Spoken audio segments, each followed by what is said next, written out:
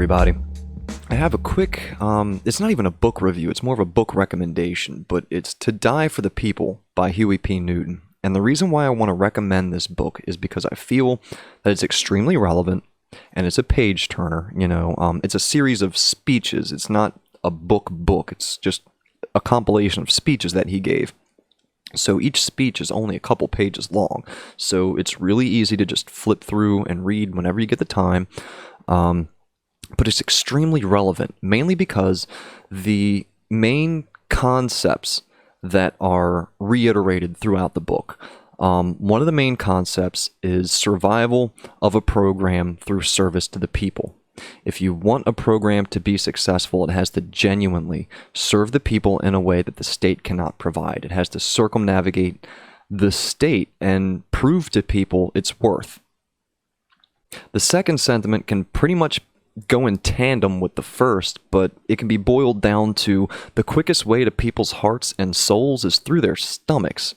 I mean, the Black Panther Party, their food programs were what they emphasized the most, because when people are starving, they usually don't care what ideology the person is that's feeding them. They're just happy to get a meal. And when your ideology is one that is genuinely for the people, and you're not just some huckster that's trying to bait some people along to follow you, it really helps and opens up the door for some revolutionary change and to build your movement and to show that you are in service to the people. So I think this is relevant now because people need to go out and do any kind of direct action that they can, anything that is in service to the people. And if you can do some kind of food program, I think that's the most influential, or some kind of clothing program or something. And there's a lot of homeless people out there that need clothing, education, books, anything. But genuine service to the people, any program that is made, it has to reflect the people's values and be in service to their needs directly in a way that the state either takes too long to provide or just can't provide. So get out there, do what you can. It's what Huey P. Newton would want you to do.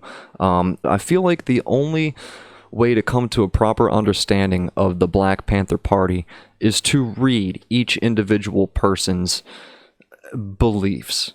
And this is a great introduction to Huey P. Newton's beliefs. I'm going to leave you with a couple excerpts real quick, okay? I'm going to read off their 10-point program real quick. Number 1, we want freedom. We want power to determine the destiny of our black community. Number 2, we want full employment for our people. Number 3, we want an end to the robbery by the capitalist of our black community. Number 4, we want decent housing fit for shelter of human beings. Number 5, we want education for our people that exposes the true nature of this decadent American society. We want education that teaches us our true history and our role in the present-day society. Number 6, we want all black men to be exempt from military service. Number 7, we want an immediate end to police brutality and the murder of black people. Number 8, we want freedom for all black men held in federal, state, county, and city prisons and jails. Number 9, we want all black people, when brought to trial, to be tried in a court by jury of their peer group or people from their black communities as defined by the Constitution of the United States. Number 10, we want land, bread, housing, education, clothing, justice, and peace. And that's the 10-point program. In short, he has little explanations under each one, but that's them in short. Another quote is, "The main function of the party is to awaken the people and teach them the strategic method of resisting a power structure which is prepared not only to combat with massive brutality the people's resistance, but to annihilate totally the black population." Here's another one. I study sociology, and I really like this quote because it shows the importance of applied sociology.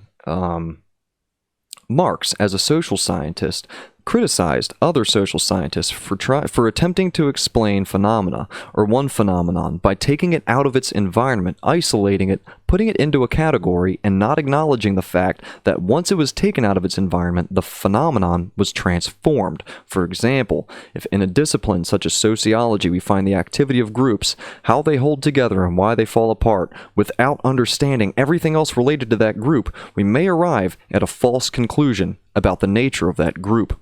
What Marx attempted to do was develop a way of thinking that would explain phenomena realistically. And lastly, a truly revolutionary vehicle which will survive the repression it encounters daily is made up of a number of characteristics. First of all, there is a small but dedicated cadre of workers who are willing to devote their full time to the goals of the organization. Secondly, there is a distinct organized structure through which the cadre can function. It is this combination of structure and dedicated cadre which can maintain the machinery for meeting the people's needs. In this way, a printing press can be maintained to review the events of the day and interpret them in a manner which serves the people. Information can be circulated about daily phenomena to inform the people of their true meaning. Programs of service can be carried out to deliver to the people the basic needs that are not met elsewhere because the lumpen proletariat are the victims of oppression and exploitation. A cadre and a structure, however, are not what make the political vehicle a revolutionary one. It is the revolutionary concepts which define and interpret phenomena and establish the goals towards which the political vehicle will work. A revolutionary vehicle is in fact a revolutionary concept set into motion by a dedicated cadre through a particular organized structure. But it will always be motivated by love and dedication to the interests of the oppressed communities. Therefore, the people will ensure its survival, for only in that survival are their needs serviced. Please read this book. In terms of emphasis on direct action, this is indispensable. So, thank you for listening. Please come back, subscribe, like. Thank you.